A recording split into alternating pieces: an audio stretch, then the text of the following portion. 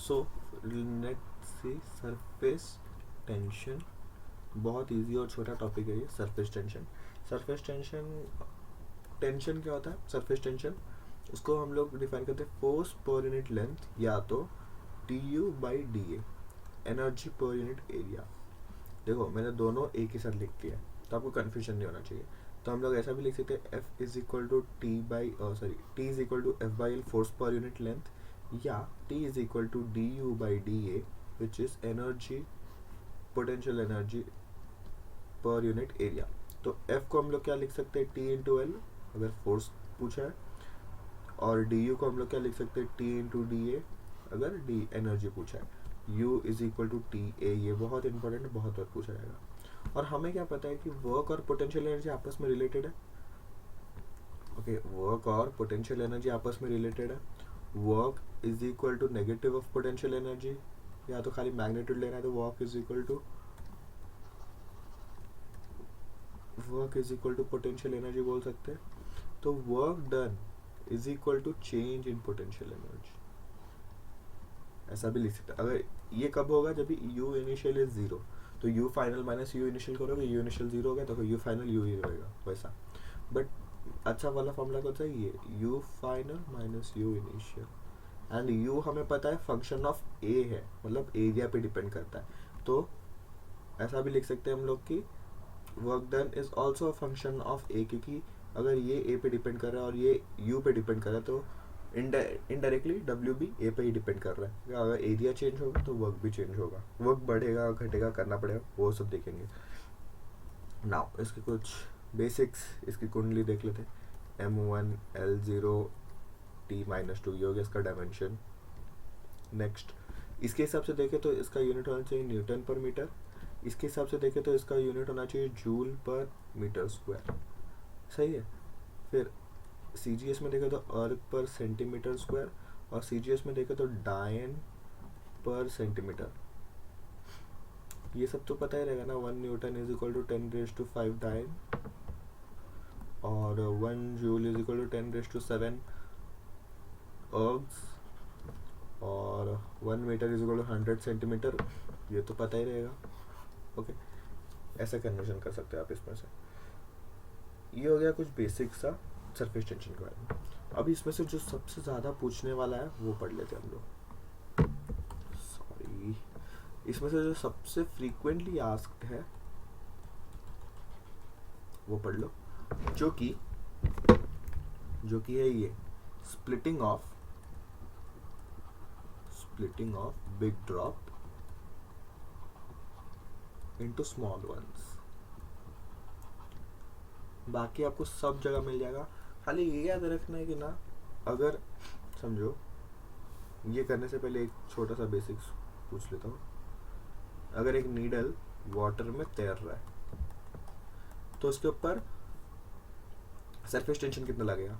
Needle के ऊपर अगर इस क्रॉस सेक्शन से देखे तो सरफेस टेंशन ऐसे कुछ लगता है, मतलब पानी उसको ऐसे चिपक के रहता है, तो surface tension is towards this, ऐसे लग रहा है और पानी ऐसे चिपक के उसको, ठीक है। नाउ ये क्रॉस सेक्शन एरिया हो गया। अभी और नीचे एक लग रहा है उसका mg, ये t और t, क्योंकि दो सरफेस है। तो क्या होगा ना, आपको पूछा जाएगा कि find the excess force required to lift the needle. क्या पूछा है? एक्सेस फोर्स रिक्वायर्ड, ये याद रखना, फोर्स एक्सेस पूछा है। अब इसका मतलब क्या है कि अगर समझो आपने इसको एक टेबल पे रखा रहता, नीडल को एक टेबल पे रखा रहता, इसके नीचे खाली mg एक्ट करता रहता, ऊपर नॉर्मल ये स्टेबल रहता था। अगर आपको उठाना है तो आपको कितना फोर्स लगाना पड़ेगा? इक्वल एंड ऑपोजिट mg, मतलब अगर आप फोर्स इक्वल टू mg लगाओगे तो आप उसको उठा लोगे। ओके, बट इधर क्या हो रहा है ना, इधर और दो एडिशनल फोर्स नीचे खींच रहे इसको, वो क्या है? टेंशन। तो नेट फोर्स नीचे कितना हो गया? mg प्लस 2t, ये हो गया F नेट डाउनवर्ड्स। अगर आपको इधर ऊपर खींचना है तो आपको F एक्सटर्नल कितना लगाना पड़ेगा? ये F नेट के बराबर। ये तो हो गया रियली फोर्स कितना चाहिए, मतलब F external net force required to lift the needle. But ये तो नेट फोर्स रिक्वायर्ड हो गया, बट हमें क्या पूछा है, एक्सेस फोर्स, ये भी एक ऑप्शन रहेगा mg प्लस 2t, बट ये रॉन्ग है, हमें पूछा एक्सेस फोर्स। अगर ये टेबल पे रहता तो हम लोग mg लगाते, इधर भी mg प्लस 2 है तो mg तो किसी भी हालत में लगाना ही पड़ता, भले वो टेबल पे हो, जमीन पे हो, किधर भी हो, तो mg तो नेसेसरी था पहले भी, ऑल कंडीशंस में mg तो था ही। बट ये जो 2t है ये हो गया अपना एक्सेस फोर्स, क्योंकि वाटर के कारण सरफेस टेंशन आ गया, वो हो गया एडिशनल फोर्स, मतलब ये 2t एक्स्ट्रा लगाना पड़ेगा। अगर आपको पूछा है नेट एक्सटर्नल फोर्स तो आप 2t प्लस mg करोगे, उसका वेट, mg की बात नहीं, mg weight plus surface tension कितना लग रहा है।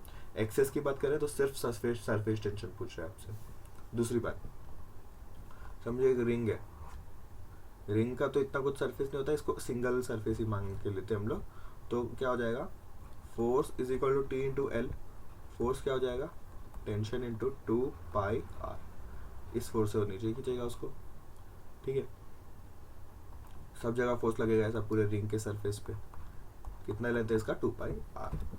अभी समझो ऐसा कुछ हो गया अभी, और ये डिस्टेंस थोड़ा कम है, जिससे कि आप इन दोनों को इक्वल ले सकते हो, r1 r1, तो क्या हो जाएगा अभी, F is equal to surface tension 2πr, सही है क्या, 2πr1 नहीं, दो सरफेस आएगा, इधर भी खींच रहा है, इस ये जितना सरफेस रहेगा ना, जितना सरफेस कांटेक्ट रहेगा वाटर से उतनी बार मल्टीप्लाई होगा। जैसे कि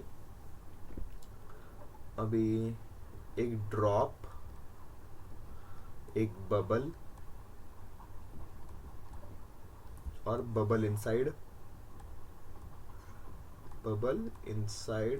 वाटर, ये तो ऊपर वाला कैसे, हाँ, ये तीन में क्या फर्क है, इनमें कितने सरफेस एरियाज कांटेक्ट में। देखो ड्रॉप का मतलब क्या है, पानी की बूंद, ऐसा जो फिल्मों में दिखाया जाता है, मतलब देखते हैं हम लोग, तो ये पूरा पानी से भरा हुआ है, ये एक सरफेस हो गया। ये वाटर और एयर के बीच में कितने इंटरेक्टिंग मीडियाज है, मतलब कितना लिमिटिंग मीडिया है, ये एक ही सरफेस है, तो सरफेस एक है, तो इसका कितना आ जाएगा फोर्स, टी इंटू 2πr,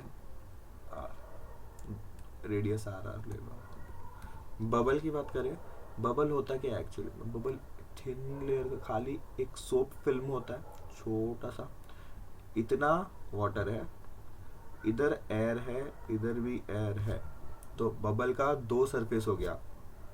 तो सरफेस टेंशन उधर लग रहा है जहाँ जंक्शन ऑफ मीडिया हो, जंक्शन ऑफ मीडिया, जैसे वाटर एयर, फिर दूसरा लिक्विड विथ एयर, कुछ भी, तो यहाँ पे दो जंक्शन देख रहे हैं, इधर एयर और वाटर के बीच में, फिर वाटर और एयर के बीच में, तो हम लोग क्या लिखेंगे, force is equal to 2 into T 2πr, drop के केस का डबल हो जाएगा यहाँ पे। आई बबल इनसाइड लिक्विड, मैंने कहा बबल इनसाइड लिक्विड, तो बाहर चारों तरफ वाटर है, H2 H2 H2, ये सोप फिल्म में किसका बना है, H2 होगा ये, इधर क्या एयर, अभी इसका सरफेस एरिया कितना हो जाएगा, F is equal to T into 2πr, क्योंकि ये वाटर फिल्म बाहर के साथ कंटिन्यूस है, तो मतलब मीडिया चेंज ही नहीं हुआ, तो सरफेस टेंशन लगेगा ना, तो इधर ये बाहर वाला सरफेस टेंशन लगेगा ही नहीं, क्योंकि मीडिया चेंज ही नहीं हुआ। इस केस में लगेगा क्योंकि बाहर एयर था, इस केस में वाटर ही है बाहर, और वाटर के बीच में सरफेस टेंशन नहीं लगता, वाटर एयर के बीच में ये सरफेस पे लगेगा, तो ये वाला एक ही आएगा।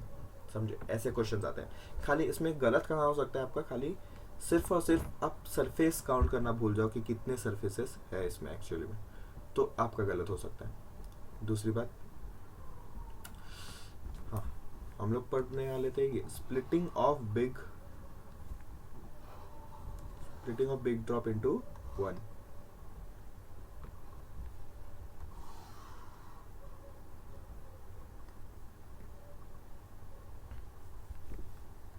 बहुत अच्छा कंसेप्ट है ये। ओके, जैसे कि समझो आपके पास एक बड़ा सा ड्रॉप है ऑफ रेडियस r, आपने उसके छोटे छोटे टुकड़े कर दिए ऑफ रेडियस r, n क्या मतलब n, ये नंबर कितना था, 1 था, 1 नंबर, ये n इन नंबर है, मतलब उसके इतने n टुकड़े करते हैं ऑफ रेडियस r। अभी हमें पता है कि हम लोग ने कुछ इस कन्वर्जन में वॉल्यूम का कोई भी यूज मतलब लॉस नहीं हुआ है, तो volume initial is equal to volume final लिख सकते हैं हम लोग। वॉल्यूम इनिशियल क्या था 4π3r³ capital R cube is equal to n into 4/3πr³ small r cube 4/3πr³। 4π ये सब कैंसिल, तो हमें क्या मिला r³ is equal to nr³। ये एक फॉर्मूला याद रख सकते हो, या तो r is equal to n1/3r, ये फॉर्मूला याद रख सकते हो। नाउ इसका सरफेस एनर्जी कितना था, सरफेस एनर्जी पूछ रहा हूँ मैं। तो ऊपर हम लोग ने क्या देखा, u is equal to T into A D A या ए, इंटीग्रेशन ऑफ मतलब पूरे एरिया का इंटीग्रेशन कर लो। इसका तो एरिया पता है ना, सर्कल स्फीयर का एरिया कितना रहता है 4πr²। तो इसका एनर्जी हो गया T 4πr² which is u initial, u final कितना हो गया टी 4πr² इंटू एन, क्योंकि एन ड्रॉप्स के लिए है, ये एक ड्रॉप के लिए था। अभी हमें पता है work done is equal to U final minus U initial. Work U final क्या है 4πr² N T minus 4πr² T. अभी 4π टी r³ कॉमन ले लो ध्यान से, इधर r³ नहीं है तो इधर क्या आ जाएगा r² बाय n, ये n भी है r² n बाय r³ नीचे आ जाएगा। इधर r² था, आपने r³ कॉमन लिया तो 1/r आ जाएगा is equal to 4πr³ T. अभी यहाँ से देखोगे आप, अगर r³ को हम लोग क्या लिख सकते हैं nr³, r³ को कैपिटल r³ को हम लोग स्मॉल r n r³ ऐसा लिख सकते हैं, और ऊपर n है माइनस 1/r। n से n कैंसिल, r² से ये r² कैंसिल, बचा गया अभी इधर, तो वर्क डन आ जाएगा 4π capital r³ T 1 minus r minus 1 minus r।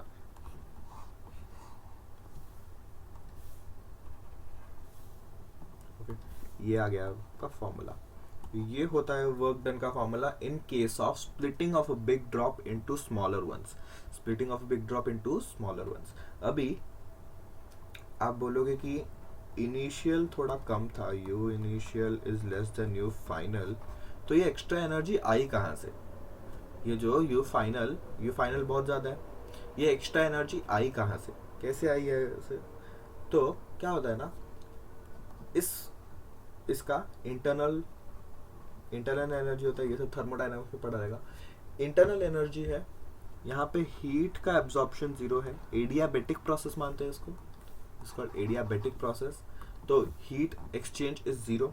अभी हीट एक्सचेंज 0, तो फर्स्ट लॉ क्या बोलता है, delta U is equal to Q plus delta वी और Q plus W. Now heat exchange is 0, तो इसको 0 ले लो, तो delta U is a function of W, या मतलब ऐसा लिख सकते हो कि increase in delta U is equal to, इसमें इंक्रीज होगा तो इंटरनल एनर्जी बढ़ेगा, इसमें डिक्रीज होगा, वर्क डन में डिक्रीज होगा तो इंटरनल एनर्जी भी कम होगा। तो यहाँ पे क्या होता है ना, इंटरनल वर्क किया तो इंटरनल एनर्जी बढ़ेगा, और ऑब्वियसली बढ़ रहा है क्योंकि सरफेस भी बढ़ रहा है। तो यहाँ पे क्या होता है ना, समझो इसका टेम्परेचर T है, तो इसका टेम्परेचर होगा cap small T is less then T। ये कैसे हो गया, देखो जब भी ये एडियाबेटिक प्रोसेस है, सराउंडिंग से एनर्जी नहीं ले सकता, बट इसको अपना एनर्जी बढ़ाना है, एनर्जी यू इनिशियल कम था, यू फाइनल ज़्यादा था, एनर्जी बढ़ाना है, एनर्जी बढ़ाने के लिए ये अपना internal temperature internal energy use करेगा, इंटरनल एनर्जी यूज़ करके ये वर्क कर देगा, जो भी वर्क करने को इसका लगा, इसमें इंटरनल एनर्जी यूज़ करके ये वर्क करेगा, तो इसका इंटरनल एनर्जी थोड़ा घट जाएगा, यू वर्क डन के लिए इंटरनल एनर्जी डिक्रीज हो जाएगा, तो U initial is less than U final, तो temperature initial is greater than temperature final, मतलब the formed drops are cooler than the bigger drop. Cooler कैसे हो गए, अभी आपने बोला कि इंटरनल एनर्जी कम होगा, इंटरनल एनर्जी मतलब उसका इंटरनल एनर्जी, ये तो उसका पोटेंशियल एनर्जी टाइप हो गया, उसका इंटरनल एनर्जी कम हो जाएगा, और internal energy is a function of time, ये तो हमें पता है, it is a function of time कि यू को हम लोग क्या लिख सकते हैं n C V delta T, अगर ये कम हो गया तो डेल्टा टी भी कम हो जाएगा, मतलब उसका टेम्परेचर हो जाएगा। तो घूम फिर के आप इतना ही याद रख लो कि जब भी बड़ा ड्रॉप छोटे में टूटता है तो उसका वो एडियाबेटिक प्रोसेस होता है। फिर उसे अपना एनर्जी बढ़ाने के लिए अपना खुद का एनर्जी, क्योंकि उसे और कोई हीट नहीं दे रहा था कि वो वर्क करे, वो खुद के एनर्जी से ही वर्क कर रहा है, तो उसका टेम्परेचर कम हो जाएगा। Final temperature would be less than the initial temperature. ये इंपॉर्टेंट है। The drops are cooler, cooler drops, ये कभी कभी पूछ लिया जाएगा। ये हो गया अपना ये। अभी next, pressure inside a pressure pressure inside pressure inside पढ़ते हैं अभी। समझो कर्व्ड सरफेस है, ये कौन सा सरफेस हो गया, इस तरफ देखे तो कॉनकेव, कॉनकेव, और ये कौन सा सरफेस है, कॉन्वेक्स। ये वाला बाहर से देखे तो ये कॉन्वेक्स दिखेगा, अंदर से देखे तो कॉनकेव दिखेगा। अभी हमेशा हमेशा हमेशा याद रखो, कुछ भी रहने दो, pressure at concave is always greater than pressure at convex. बस इतना ही रखो, बस इतना ही याद रखो, और कुछ जरूरत नहीं है। Pressure at concave is greater than convex. Now excess pressure निकालना है हमें। Excess pressure, pressure excess, pressure excess is equal to P inside minus P outside is equal to 2T by R। इसका डेरिवेशन कैसा है वो मत याद रखो, डायरेक्टली याद करो। ये फॉर किसके लिए, फॉर अ ड्रॉप। अगर इसी की बात कर दूं मैं, फॉर एन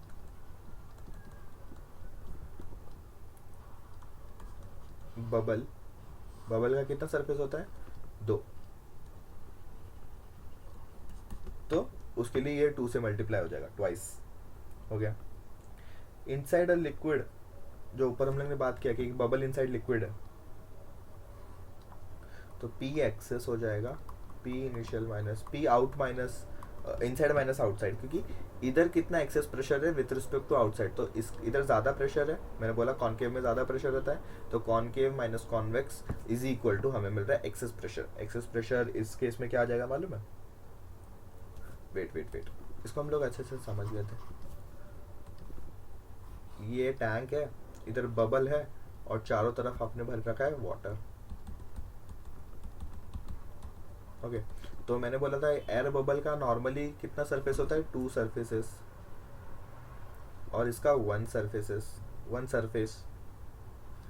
बट इस केस में एयर बबल, ये एयर बबल है, इसका कितना सरफेस होना चाहिए, 2, बट बाहर का जो एक्वस है वो कंटिन्यूस हो जाता है, तो एक ही सरफेस बचता है, एक सरफेस बचता है इधर, क्योंकि ये वाटर मीडियम में है। हाँ, अगर ये वाटर चेंज करके आप इसमें मर्क्यूरी डाल दो, समझो मर्क्यूरी डाल दिया, तब भी ये सरफेस टेंशन एक्ट करेगा, क्योंकि 2 सरफेसेस हो गए, एक हो जाएगा एयर और वाटर के बीच में, एक हो जाएगा वाटर और मर्क्यूरी के बीच में, 2 सरफेसेस एक्ट करेंगे। बट अभी हम लोग वाटर ले रहे हैं, इतना डिफिकल्ट पूछे नहीं, हम लोग डायरेक्टली वाटर पूछेंगे, तो हमें सरफेस एक मान के चलना है बस। उसके आगे जो भी पूछा रहेगा, सरफेस टेंशन दिया रहेगा, एरिया दिया रहेगा, और आपको एनर्जी पूछा रहेगा, वर्क डन, कुछ भी। तो इसका, हाँ, अभी ये इनसाइड वाला प्रेशर देखो, ये जो पॉइंट है, ये प्रेशर और ये प्रेशर सेम रहता है, एक लेवल पे है तो सेम रहेगा, और इसके वजह से इस पॉइंट पे कितना प्रेशर है, P inside equal to P outside रहेगा, क्योंकि ये अभी स्टेबल है, तो P इनसाइड, तो हमें P इनसाइड ढूंढना ही है, मतलब हमें ये निकालना है। तो P आउट क्या हो जाएगा, P आउट हो जाएगा P इस पॉइंट का प्रेशर, क्या है ये पॉइंट का प्रेशर क्या होता है, P ATM, ये इस पॉइंट का प्रेशर प्लस H रो जी H प्लस आ जाएगा 2T by R, ये आ जाएगा अपना। ये हो गया P आउटसाइड का प्रेशर नेट, ये हो जाएगा P आउटसाइड का प्रेशर। तो एक्सेस प्रेशर कितना है, P inside minus P ATM is equal to rho g h plus 2T by R। इस केस में याद रखना है, इसका एक्सेस प्रेशर हो जाएगा 2T by R plus row g H, ये हो जाएगा। ये थोड़ा एक्सेप्शन केस है। अभी कैपिलरी एक्शन देख लेते हैं फटाफट। Capillary tube. कैपिलरी ट्यूब क्या बोलता है कि H इज इक्वल टू कि समझो ऐसा एक वाटर है, इसमें वाटर भर के रखा है, आपने एक वाटर कॉलर मतलब एक छोटा सा थिन रेडियस या डायमीटर का कैपिलरी इसमें इंसर्ट कर दिया, तो इसमें वाटर राइज होना चालू हो जाता है। जैसे हम लोग दिया लगाते तो उसमें एक ये कापूस डालते हैं, लॉन्ग ऐसा कापूस जाता है। तो इस कापूस का काम क्या होता है, ये जलता कैसे है, ये तेल इसके अंदर चढ़ने लग जाता है ड्यू टू कैपिलरी एक्शन इसके अंदर चढ़ने लग जाता है मॉलिक्यूल बाय मॉलिक्यूल। फिर इधर जो बर्न होता रहता है, ये बर्न हो गया, इतना पार्ट का खत्म हो गया तेल, फिर इधर से खींचता है, इधर से फिर वो नीचे से डायरेक्टली खींच के ऐसे तेल खत्म होता है और ऐसे दिया जलता है due to capillary action. Okay, अगली बार जब दिया लगाना ये याद रखना कि ये कैपिलरी एक्शन से यूज होता है। तो इसमें वाटर चढ़ना चालू हो जाएगा। वाटर कब तक चढ़ेगा, जब तक एक हाइट तक पहुंचेगा। ये हाइट कितनी होगी, ये हाइट उतनी होगी जब तक इधर का प्रेशर और इधर का प्रेशर सेम नहीं होता है, बराबर, उतने देर तक चढ़ेगा। तो हमें पता है इस पॉइंट का प्रेशर P, ये A ले लो, ये B ले लो, PA should be PB equilibrium में, मतलब सेम लेवल पे वाटर का प्रेशर सेम रहता है। तो PA तो ठीक है, PB क्या हो जाएगा, इसका हाइट मतलब ये हाइट H है, तो इधर प्रेशर कितना हो जाएगा, P एटमॉस्फेयर, ये भी P एटमॉस्फेयर ही है, P एटमॉस्फेयर प्लस रो GH, तभी जाके वो उतने हाइट पे चढ़ेगा।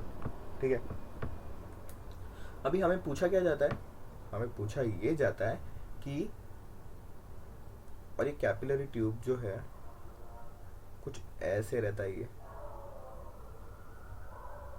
मतलब वाटर चढ़ता है ना, ऐसा कोई भी लिक्विड रहेगा तो वो चढ़ेगा, ऐसा इधर से चढ़ेगा, इधर से ऐसा कर करके ऊपर चला जाएगा।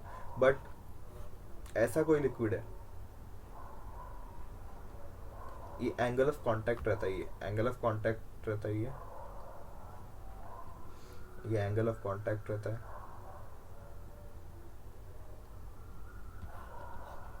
अगर ऐसा लिक्विड हो तो ना ही राइज करेगा ना ही फॉल करेगा, ये राइज नहीं करेगा, ये राइज करेगा, ऐसा रहता है। अपना वाटर इस केस में फर्स्ट केस में आता है, सेकंड केस में आता है मर्क्यूरी, थर्ड केस में कोई भी आप एग्जांपल रहेगा तो पढ़ लेना। इसमें क्या हो जाएगा ना, इसका फॉर्मूला क्या होता है, कितने हाइट तक राइज करेगा, is 2T R rho G। ये R याद रखना क्या है, R is the radius of meniscus,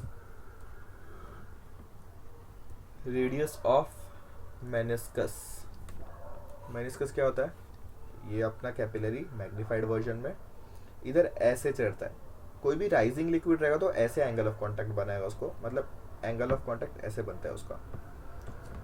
तो इस केस में आप अगर देखो तो ये ऐसा ऊपर से देखोगे तो आपको ये थोड़ा डिप दिखेगा, मतलब इधर तक वाटर है, फिर थोड़ा डीप है, फिर इधर तक वाटर है, ऐसा दिखेगा।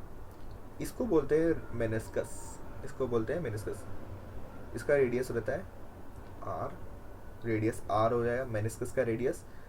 ऐसा मेनिस्कस बनता है, आपने अगर प्रैक्टिकल्स देखा रहेगा, ऐसा छोटा सा दिखता है मेनिस्कस, आपको एब्जॉर्ब करना पड़ता है। तो आपको लोअर मेनिस्कस देख के हमेशा काम करना था, लोअर मेनिस्कस के मार्किंग तक ही। अगर आपको बोला कि टेस्ट ट्यूब में 10 ml ऑफ HCl भरो, डाइल्यूट HCl, तो आप जब भरोगे तो आपको ये मेनिस्कस दिखता रहेगा हर टाइम। तो ऐसे पॉइंट पे जाके भरना रुकना है जब भी lower meniscus reaches the 10 ml point, वो ऐसा रहता है।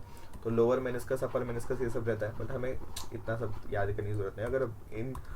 अगर आप बोर्ड वाले हो तो आपको थोड़ा पढ़ना पड़ेगा थियरी। तो H is equal to 2T by rho R rho G। अभी H is equal to 2T R cos theta C by rho G, ये हो गया। H is equal to 2T by cos theta C rho R G। अभी ये R क्या आ गया, radius of capillary.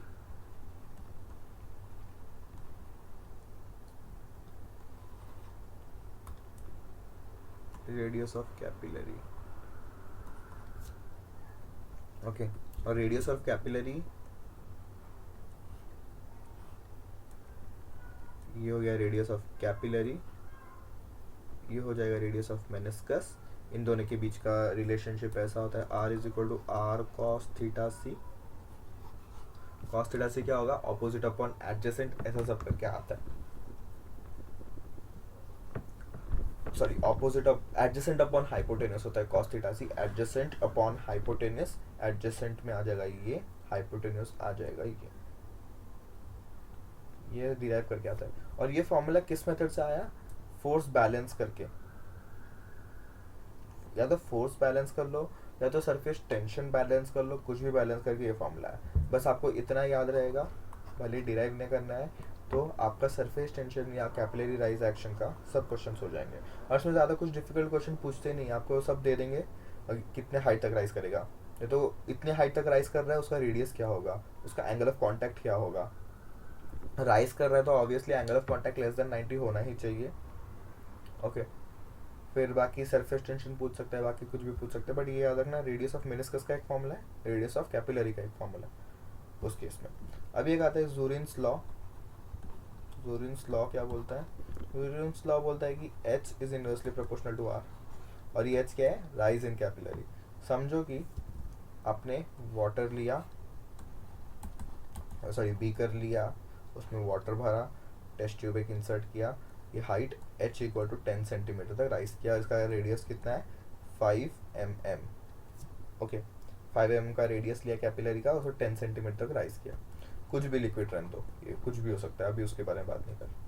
तो अभी हमें पता चला कि इस कैपिलरी से इस कैपिलरी की, मतलब हम लोग ने 10 सेंटीमीटर से बड़ा ही लिया था कैपिलरी, उसमें से पूरा कैपिलरी नहीं भरा, उसका सिर्फ 10 सेंटीमीटर भरा, प्रेशर इक्वल हो गया, रुक गया वो प्रोसेस। अभी क्या करेंगे, ये 10 सेंट हमें पता है बैलेंसिंग पॉइंट इज 10 सेंटीमीटर, तो हम क्या करेंगे, अभी इसी कैपिलरी को 5 mm के कैपिलरी को तोड़ देंगे। तो तोड़ने के बाद हम उसका हाइट रखेंगे 5 सेंटीमीटर। अभी उसी लिक्विड में हम लोग इंसर्ट करेंगे, उसी लिक्विड में अगर इंसर्ट करेंगे तो हमें पता है कि बैलेंसिंग पॉइंट तो 10 सेंटीमीटर था, अभी 5 सेंटीमीटर कर दिया तो इस प्रेशर से बाहर आ जाएगा, बाहर आके इधर से फव्वारा निकल जाएगा। सही नहीं, ऐसा नहीं होता। फव्वारा निकलेगा तो आप लॉ ऑफ एनर्जी कंजर्वेशन को ये कर रहे हो, उसकी तौहीन कर रहे हो आप। तो इधर से फव्वारा नहीं निकलेगा, ये इससे पूरा टिप तक चढ़ जाएगा बस। इसका हमें पता है इस लिक्विड में इस कैपिलरी का 10 सेंटीमीटर नल पॉइंट है, मतलब उस पॉइंट पे जाके रुक जाएगा कैपिलरी एक्शन। बट आपने उसको 5 सेंटीमीटर ले लिया तो वो 5 सेंटीमीटर ही चढ़ेगा और 5 सेंटीमीटर के एकदम टिप तक चढ़ जाएगा बस। तो वही वो बोल रहा है कि आप कितना भी बड़ा कैपिलरी ले लो, कुछ भी कर लो, बट ये ऊपर तक आके रुक जाएगा, बाहर निकलेगा नहीं। अगर ये बाहर निकल गया तो लॉ ऑफ एनर्जी कंजर्वेशन की ये हो गई, एक्सेप्शन हो गया, मतलब वो पॉसिबल ही नहीं है। एनर्जी तो हमेशा कंजर्व ही रहता है, आपने कुछ एनर्जी दिया नहीं, अपने आप काम करने लगे तो ऐसा तो सब काम हो जाएगा। ओके, ज़ूरिन्स लॉ क्या बोलता है कि रेडियस ऑफ कैपिलरी के इन्वर्सली प्रोपोर्शनल है, रेडियस ऑफ कैपिलरी बढ़ा तो हाइट कम चढ़ेगा, रेडियस ऑफ कैपिलरी बहुत कम है तो हाइट चढ़ेगा। इसलिए ज़्यादा मोटा कैपिलरी लेने से अच्छा छोटा कैपिलरी लोगे तो बहुत डिस्टेंस तक चलेगा। इसीलिए आपने ट्रांसपोर्ट इन प्लांट्स में अगर आपने पढ़ा रहेगा, ट्रांसपोर्ट इन प्लांट्स में कि ट्रांसपिरेशन प्रोसेस जो होता है, ट्रांसपिरेशन क्या होता है, लीफ से वाटर एग्जिट होता है, तो जो जाइलम वेसल है उसमें से वो खींच लेता है पानी ड्यू टू प्रेशर ग्रेडियंट, जैसे कि वो तेल खींच रहा है दिए में से, वही सेम लॉजिक।